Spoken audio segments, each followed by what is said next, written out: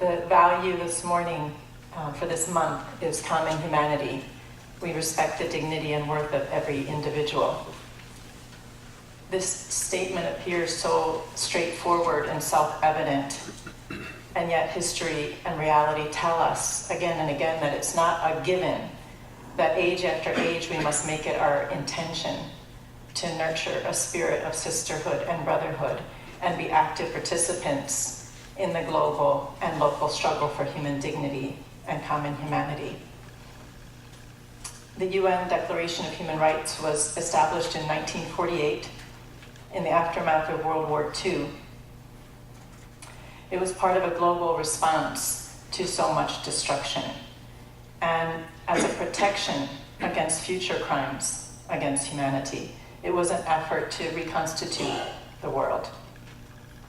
And reflecting on this value of our common humanity today, what came to my mind and heart were the many people who I've worked with through the years, everyday, ordinary people with no extraordinary power, who work day after day with the intention to uphold the dignity and worth of every person, sometimes under the most challenging conditions imaginable.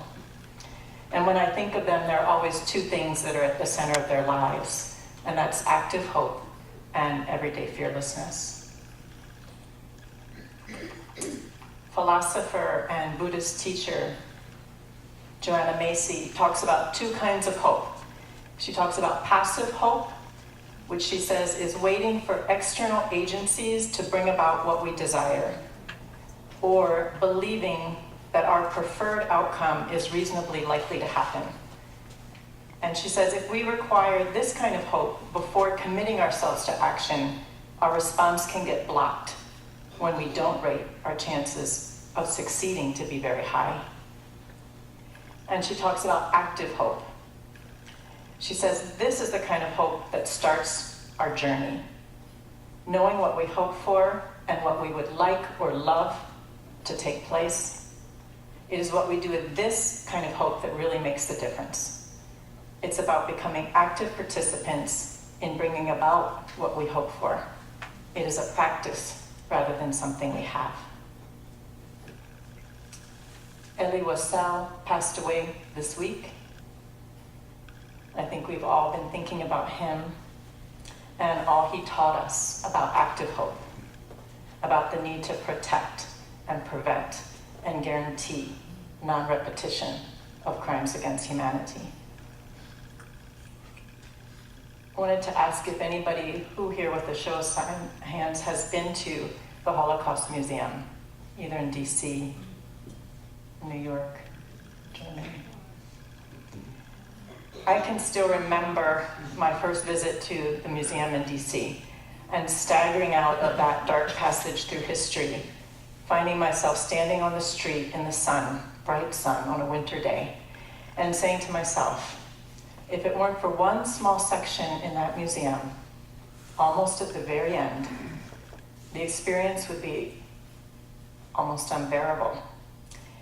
And that one section was the story of the resistance movement, the actions of people who every day spoke up, told the truth, refused to be spectators, chose to hide people and rescue and resist and become active participants and to see, to be engaged in everyday acts of fearlessness, ordinary people, housewives, single mothers, pastors, factory owners, customs agents, school teachers, shop owners, people like you and me.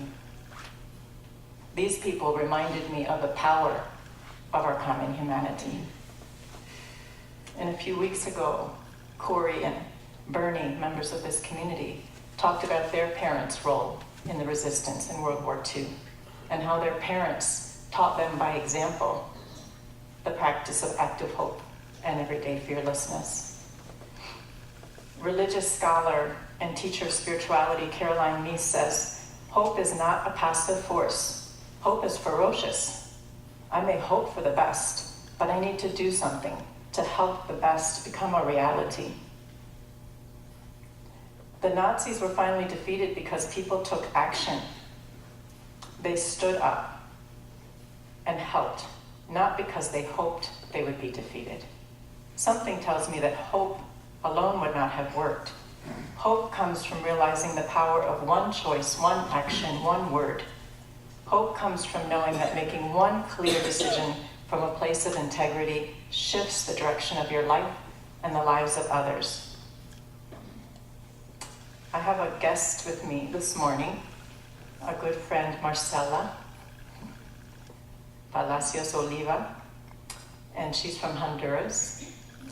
Her mother is Berta Oliva, who's the founder and general coordinator of the Committee of the Families of the Disappeared in Honduras.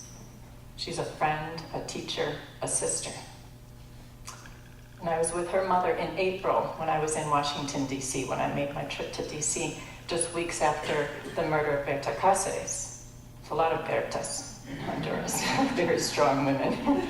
And Marcela is Berta Marcela, just so you know. And like Berta Cáceres, her mother, Berta, is also under surveillance, is on hit lists, is a winner of international awards, including the 2010 Tulip Human Rights Prize from the Dutch government.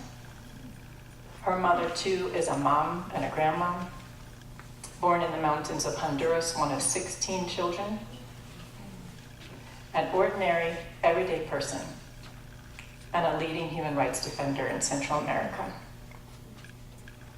Because when World War II ended in Europe, military dictatorships were on the rise in Latin America, and with them came years of dirty war, when large sectors of the population were eliminated as enemies of the state, according to something called national security doctrine, which holds that the security and welfare of the state is the highest good, and all individual lives, rights, and freedoms must be subordinate to the security of the state. This doctrine has its roots in the fascist regimes of Europe, and it was adopted by military dictators in Latin America, which in turn were backed and trained and received support from the US government in its fight against communism. And a hallmark of national security doctrine in Latin America was forced disappearance. So tens of thousands of people were rounded up, tortured, put into unmarked graves, and dropped into the ocean. Because the dictators had learned to leave no trace when committing crimes. The film Missing, some of you may have been familiar with the film Missing, or The Official Story. These are films about this period of history in Latin America. And during this time, my friend Berta Oliva, in 1981, was pregnant with her first child. And her husband, Tomás Nativi, was a professor and a union organizer who dreamt of education and land and bread and the dignity and worth of every individual. And that qualified him as a threat to the state. So one evening, hooded and heavily armed men entered their home and took Tomás at gunpoint. And Berta says his hands were bound behind his back and his head was down, and her last words were, "Hold your head up, Tomás." She said, "I wanted him to have his dignity." And she began searching, which was a risk in itself. And her search led to dumps and prisons and military bases. And she found other women who were searching, and together they formed COFADE, the organization for the detained and disappeared. And they got help from the mothers of the Plaza de Mayo in Argentina, who taught them how to organize, how to change things. And so they set their intention, which was to find their loved ones and to protect future generations from such crimes. And they were making advances. And then a coup happened in 2009, and things unraveled. Together with Marcela's mom, we formed the Honduras Accompaniment Project to accompany human rights defenders at risk. And one of the very first people we accompanied was Marcela, remember? Because she was being followed when she was going to school. A Accompanying her mother is the experience of a lifetime. On any given day, you will find her negotiating her way into prisons and jail cells, meeting with UN officials, taking testimony from humble, scared people in remote communities, surrounded by the press, exhuming mass graves that are hidden, testifying in court, filing habeas corpus protective measures, insisting on the worth and dignity of every person in the face of systemic impunity, all the while juggling way too many telephones, tending children and grandchildren and everyday life, and with the ever-present memory of Tomas, whose silhouette is painted on the office door.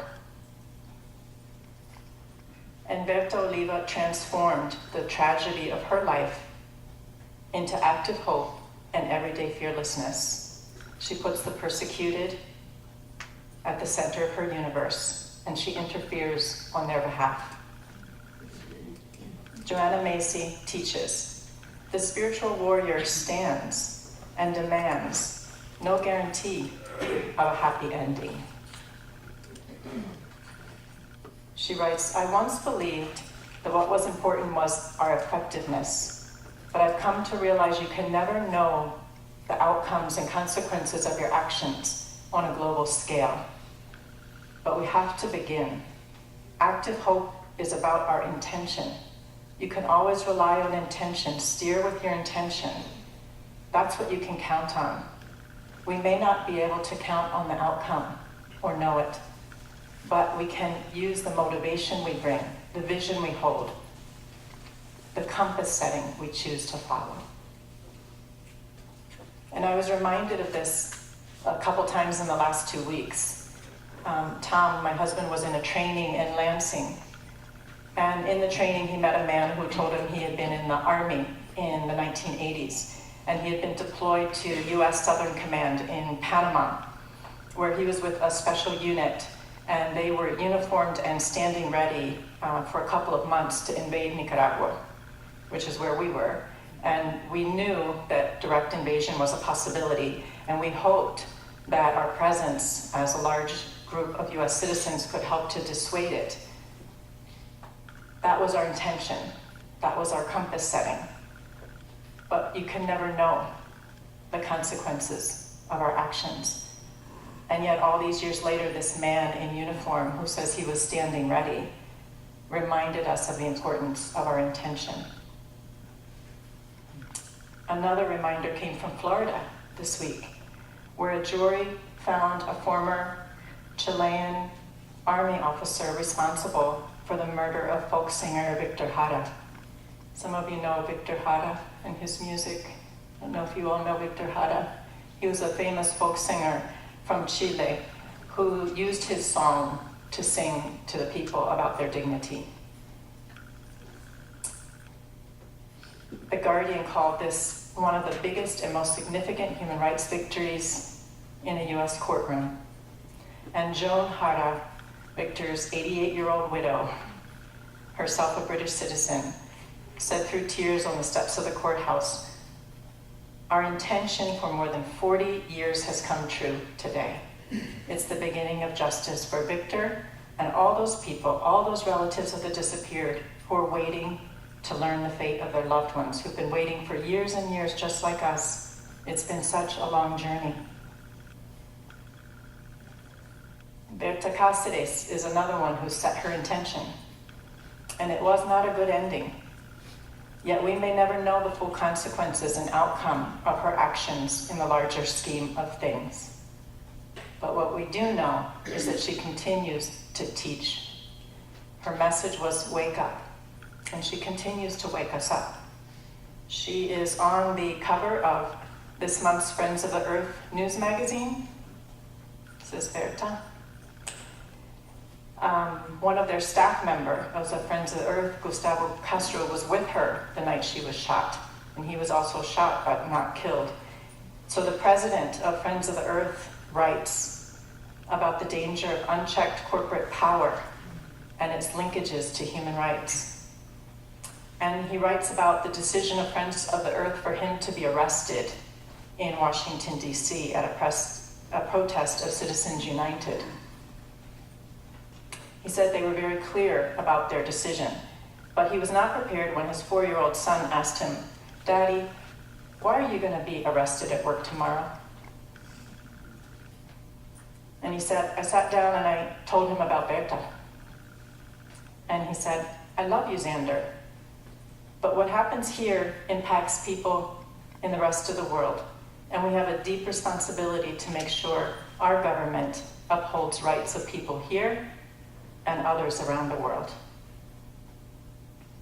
And Friends of the Earth writes, Berta's murder was part and parcel of a structural violence that systemically undermines universal human rights every day in the name of corporate-led economic development.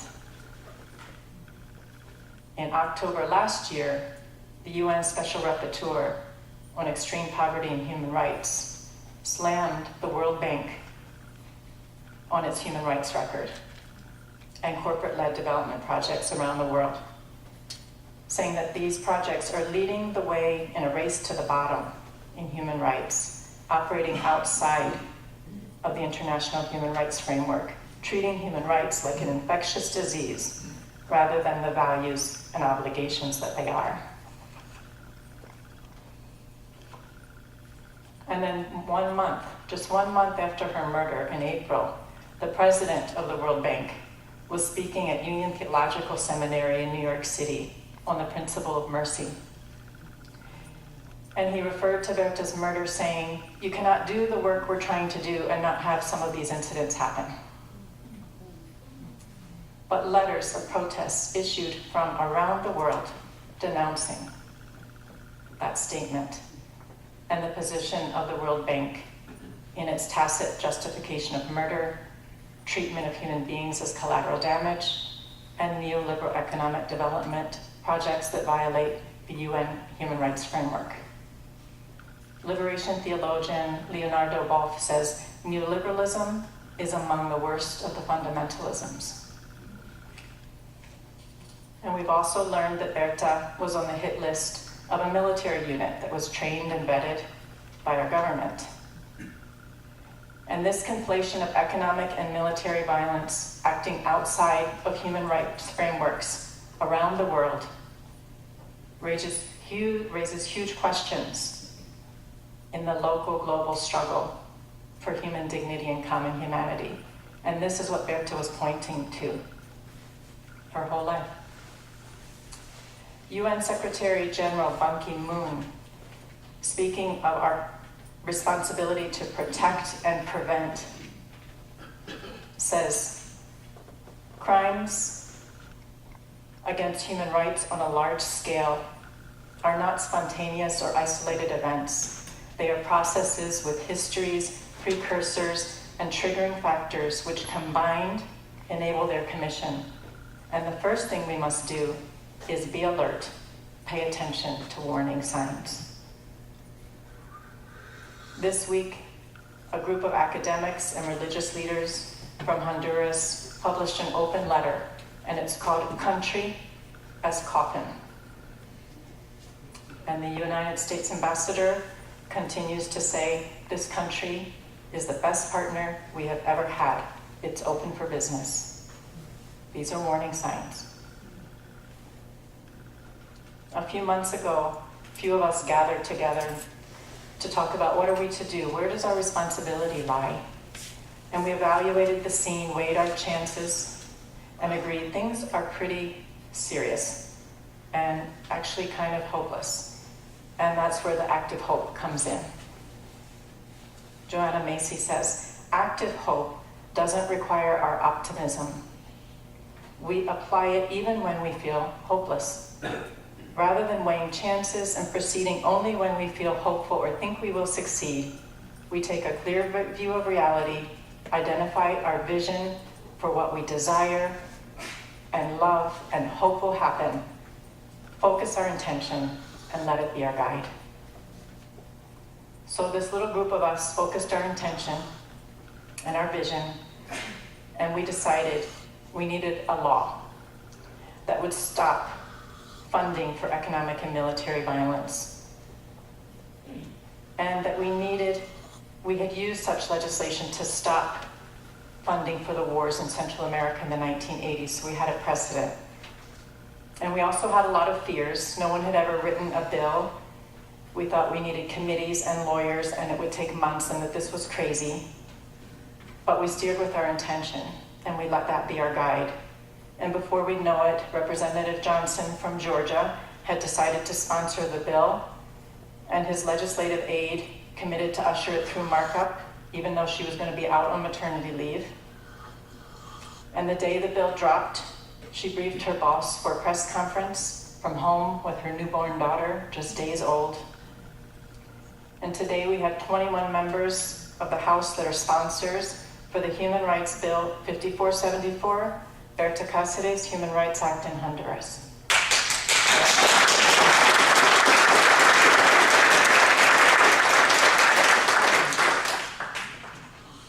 That's awesome. Joanna Macy says, when we become aware of a pressing need and rise to the occasion of our time, something powerful gets switched on inside of us. We activate our sense of purpose and discover strengths we didn't even know we had. Being able to make a difference is profoundly enlivening. It makes our lives feel more worthwhile. When we practice active hope, we not only give, we receive in so many ways. It's not about being dutiful or worthy. It's about stepping into a state of aliveness that makes our lives profoundly meaningful. 1 year ago this month, I arrived here in Western Michigan. 1 year ago. And one of my biggest fears leaving Central America is, what will I be able to do from here? How will I find meaning? How will I make meaning? And what I'm learning is that in this local global struggle for human dignity and common humanity, that each of us can contribute. No matter our location or circumstances, we can rise to the occasion of our times, identifying pressing needs, structures, and values that we can help to transform. These are challenging times.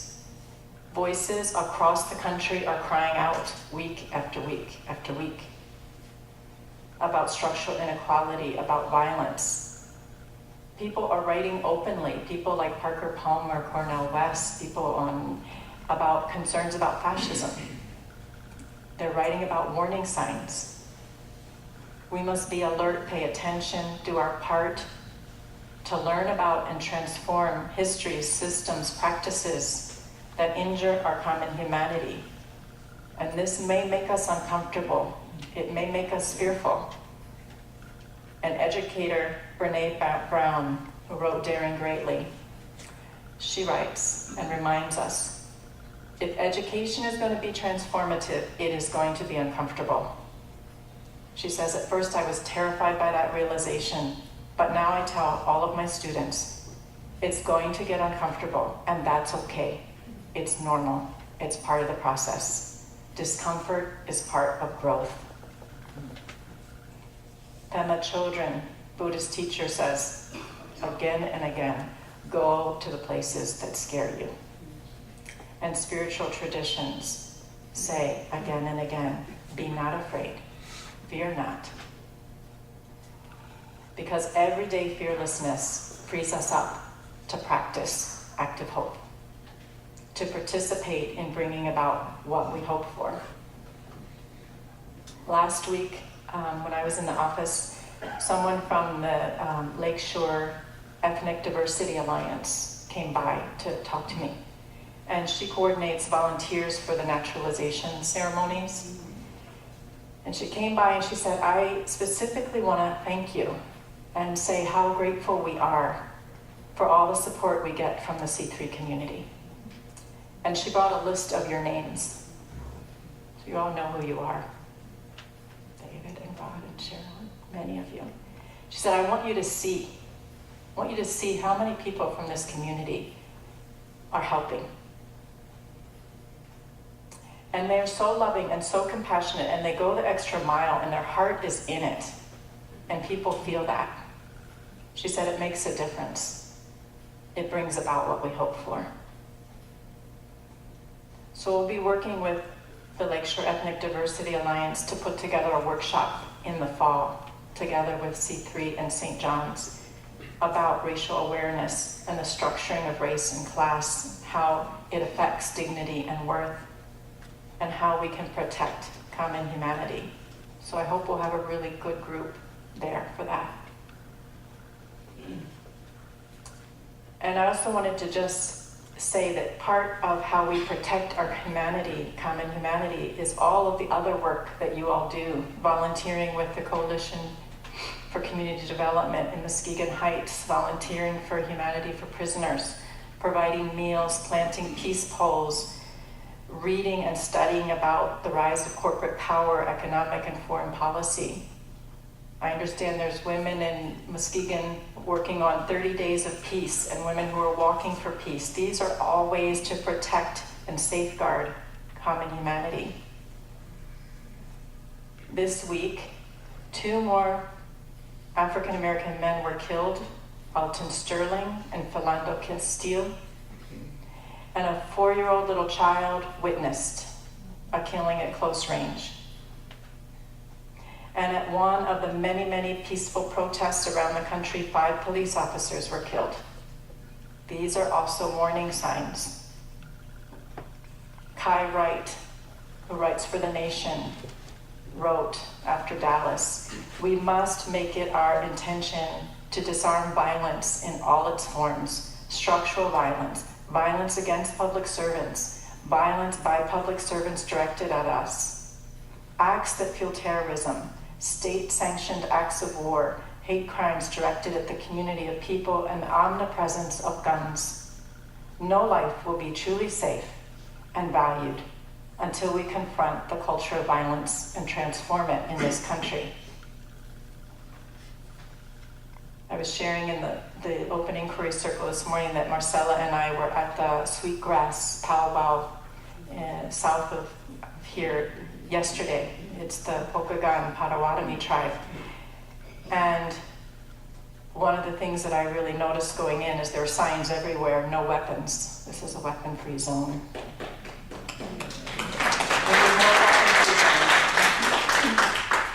And the question that they asked, they talked about their history, the civil rights movement, what's happening in these weeks. And the question they asked everyone, they said, the next generation is watching us. What are we going to do? How will we lead?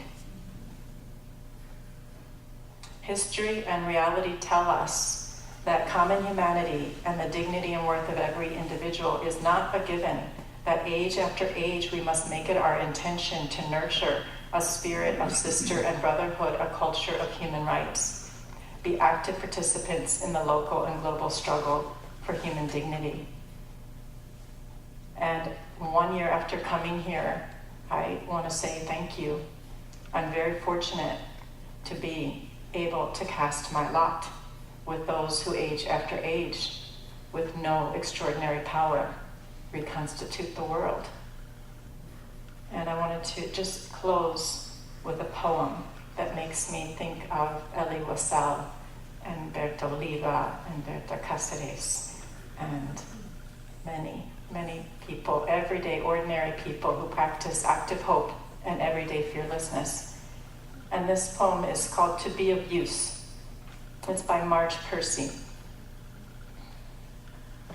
She writes, "The people I love the best jump into work head first, without dallying in the shallows. They swim off with shore strokes almost out of sight. They seem to become natives of that element, the black, sleek heads of seals bouncing like half-submerged balls. I love people who harness themselves, an ox to a heavy cart, who pull like water buffalo with massive patience, who strain in the mud and the muck to move things forward, who do what has to be done again and again and again. I want to be with people who submerge in the task, who go into the fields to harvest and work in a row and pass the bags along, who are not parlor generals and field deserters, but move in a common rhythm, when the food must come in or the fire be put out. The work of the world is common as mud. Botched it smears, the hands crumbles to dust, but the thing worth doing well done has a shape that satisfies, clean and evident. Greek containers for wine or oil, Hopi vases that held corn are put in museums. But you know they were made to be used. The pitcher cries for water to carry, and a person for work that is real.